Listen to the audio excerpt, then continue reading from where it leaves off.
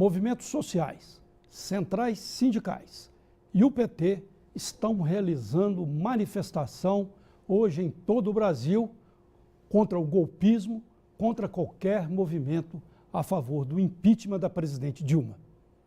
Em Belo Horizonte, os manifestantes se concentraram na Praça Afonso Arinos e seguiram em passeata pelas principais ruas do centro. Segundo a Central Única dos Trabalhadores em Minas Gerais, o ato é contra a retirada de uma presidente eleita democraticamente, sem ter cometido nenhum crime que justifique sua saída. Entretanto, também haverá cobranças ao governo. Representantes do PT em Minas Gerais afirmam que a manifestação não é uma resposta aos protestos de domingo, mas um movimento em defesa da democracia. Muito bem, essa movimentação em torno da tentativa de impeachment da presidente Dilma tem altos e baixos. É uma sanfona, só que na maioria das vezes toca uma música que não agrada ao Palácio do Planalto. Há alguns dias, a declaração do ex-presidente Fernando Henrique Cardoso, pedindo para a presidente renunciar, tocou uma música ruim para a presidente Dilma. Hoje, manifestações em todo o país pró-Dilma, contra o impeachment, já toca uma música melhor para a presidente.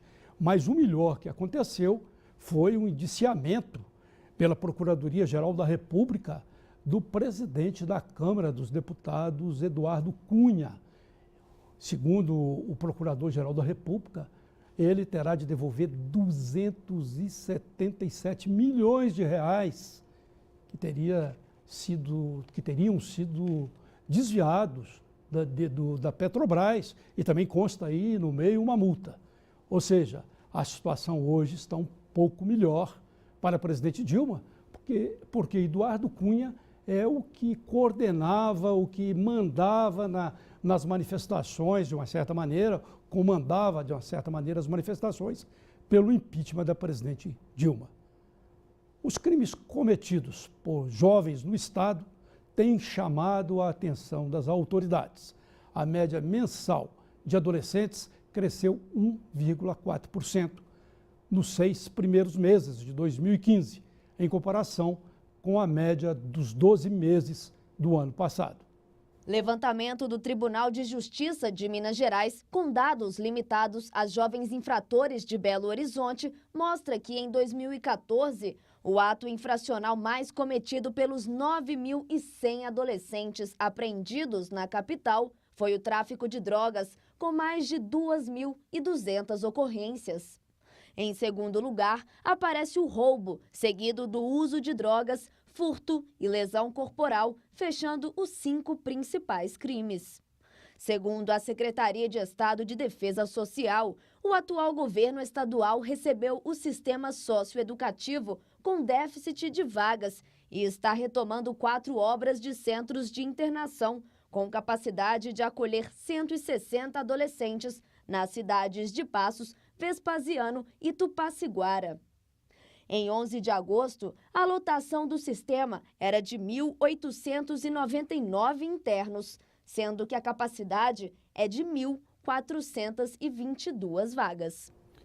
O plenário da Câmara dos Deputados aprovou ontem, em segundo turno, a proposta de emenda à Constituição que reduz a maioridade penal de 18 para 16 anos, em casos de crimes hediondos, homicídio doloso e lesão corporal seguida de morte. O tema, que tramitava há 22 anos na Casa, segue agora para o Senado. Na votação em primeiro turno, foram 323 votos a favor, 155 contra a redução da maioridade e 2 abstenções. Ontem foram 320 a favor, 152 contra e 1 abstenção. Por se tratar de mudança na Constituição, a proposta precisava ser votada em segundo turno e necessitava de 308 votos para o texto ser mantido. Alegando que jovens menores de 18 anos hoje têm licença para matar, que casas de atendimento a menores já são presídios e citando crimes que chocaram o país, votaram favoravelmente à redução PMDB, PSDB, PRB, PR, PSDB, PTB, DEM e Solidariedade. Diariamente nós temos noticiado aqui no Redação uma série de mudanças nas leis relacionadas à segurança pública. Enquanto as votações recebem a atenção da mídia e a análise da população, nada se fala sobre políticas públicas e investimentos para o setor. Para falar sobre o assunto, recebemos agora Alberto Luiz, coronel reformado da PM e consultor em segurança pública. Coronel, tudo bem com o senhor? Boa noite. Tudo bem, Carlos. Boa noite. Vou chamá-lo de você, para a gente ter um tratamento obrigado. Boa noite. Bem assim, de jornalismo. Tá. Eu, na última vez que nós tivemos nesse debate aqui, eu cheguei a fazer uma crítica sobre a atuação da PM na quarta-feira da semana passada, quando houve aquela primeira manifestação contra o aumento da tarifa do transporte. Depois houve o outro movimento na sexta-feira, pelo mesmo assunto.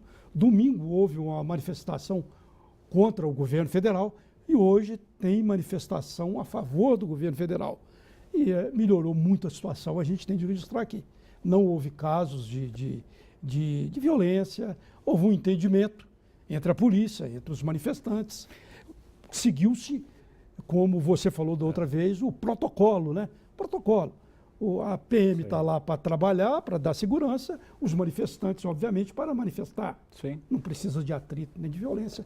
É possível haver entendimento. E naquela oportunidade eu também havia dito que o que deve imperar nesse momento é o diálogo. É o protocolo? Dentro do protocolo. Né?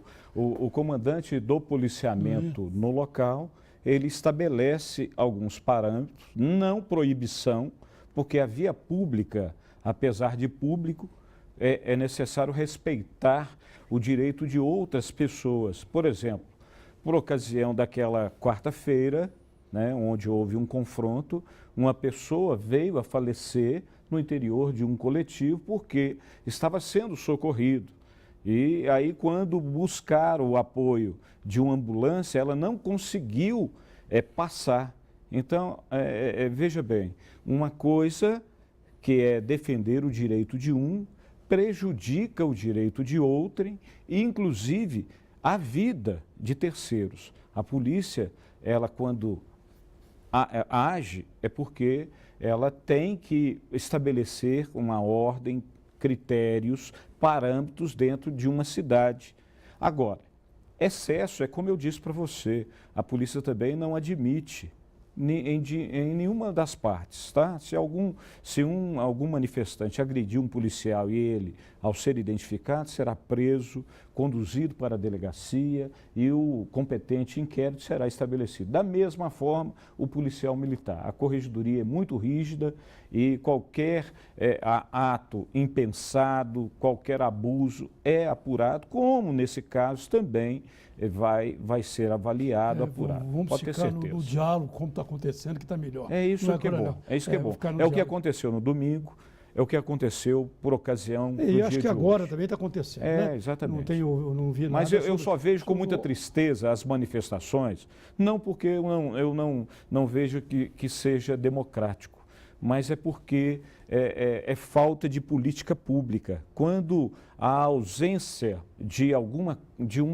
demanda, ou existe alguma demanda para a população clama, a população reclama, a população busca resposta. Então, isto me entristece, não pelo fato de exercer o direito de vocalizar qualquer insatisfação. Eu só vejo com tristeza existir a insatisfação. Quando você mostra aí a questão de adolescentes, de jovens, de crianças cometendo crime e vem aumentando. E uma constatação, coronel, aqui, faltam investimentos para o setor, não é? Isso. Por quê? Porque os números em todas as áreas. Os números aumentam em todas as áreas, né? Em todas as áreas. Na área de segurança pública, por exemplo, eu queria que você falasse. No domingo, por exemplo, eu não vi ninguém clamando, vocalizando sobre a questão que preocupa muito a segurança pública. Roubo, assalto, estupro, crimes violentos, homicídio, né, sobretudo, vem aumentando. Você viu aí na matéria que a ação né, cometida por jovens, né, crianças e adolescentes, vem aumentando. Sim, há um avanço com o pensamento do legislador de endurecer a lei, reduzindo a imputabilidade penal. Mas isto somente não será a solução de todos os problemas. Eu até tenho uma opinião diversa disso. Não sou contra a redução da maioridade penal. Eu sou a favor de retirar do convívio social, seja lá quem for.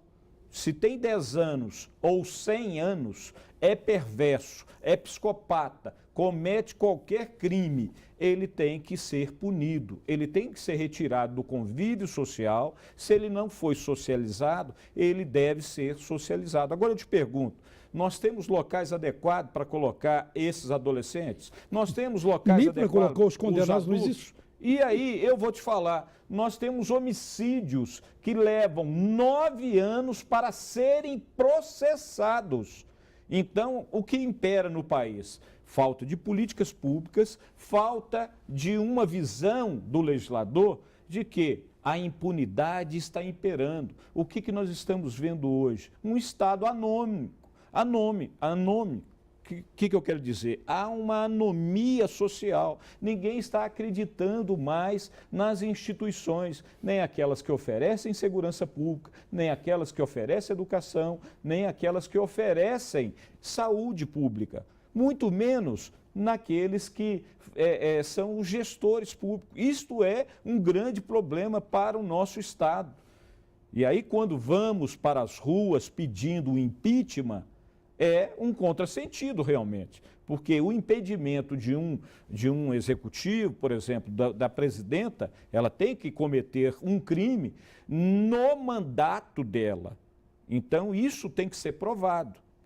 Sim, sem dúvida. Mas é direito de qualquer um pedir. Eu não sou aqui contra. O que eu sou a favor é que nós tenhamos seriedade por parte do gestor público, por parte do legislador. Porque senão essa anomia fica aí na corrupção, fica aí na falta de entregas de bons serviços públicos para a população. É por isso que a gente está indo para a rua. Coronel, no último dia, além de falar desses assuntos que a gente está debatendo aqui, falamos também sobre a questão da descriminalização do porte de pequenas quantidades de droga. Sim. Houve hoje o julgamento foi retomado hoje pelo Supremo, e o relator do processo, que é o ministro Gilmar Mendes, Sim, já deu voto favorável à descriminalização.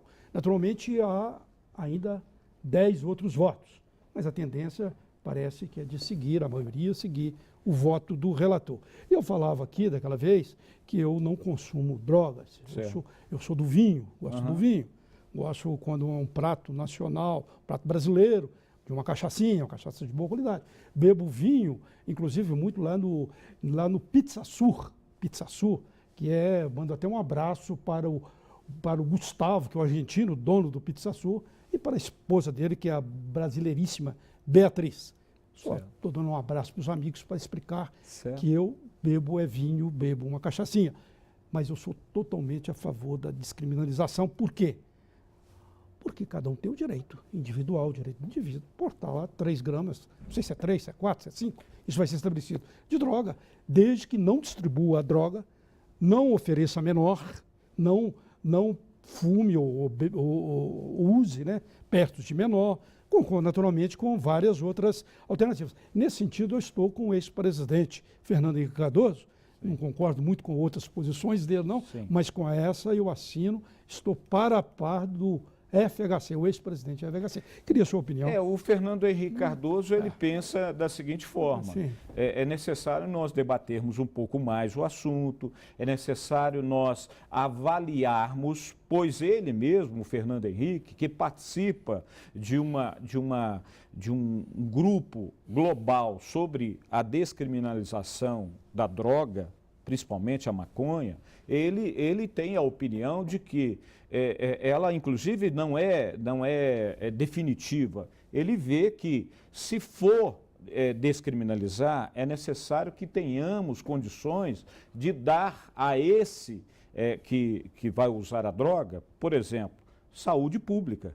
Porque quem usa bebida, que é uma droga, se for em excesso, ela vai potencializar, vai lhe causar mal. Que é a maior droga do país, eu reconheço. Isso, então você vai Cigarro se e a tornar um bebida, alcoólatra. A bebida e o cigarro são as duas maiores drogas. Bebida, cigarro. Cigarro eu já fiquei livre.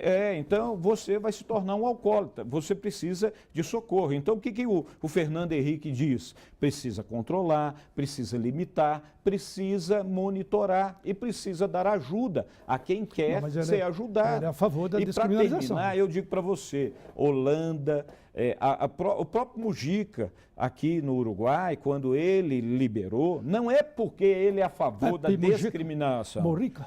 Murica. Então, mas ele diz o seguinte, olha, eu preciso liberar para que eu possa controlar, limitar e proporcionar àquele que quer sair fora disso, tá? Saúde pública. Então, é um país que, se temos ou não como parâmetro, é o que está acontecendo. Só que é o seguinte, lá, inclusive, sal é prejudicial à saúde e você não encontra nas mesas dos bares, restaurantes, sal. Se você quiser, você pede. Olha aqui, país avançado é o Uruguai, viu, coronel? Graças. Eu lhe agradeço. Mas o assunto é sempre muito bom e eu fico muito feliz se você retomar. Porque nós vamos retomar todos esses assuntos nas suas vindas aqui, que são vindas que trazem informações, que trazem o debate para o Redação. Nós vamos tocar muitas vezes nesses assuntos. Eu te agradeço, coronel, uma boa noite. E o Redação BH News vai para um rápido intervalo e volta já.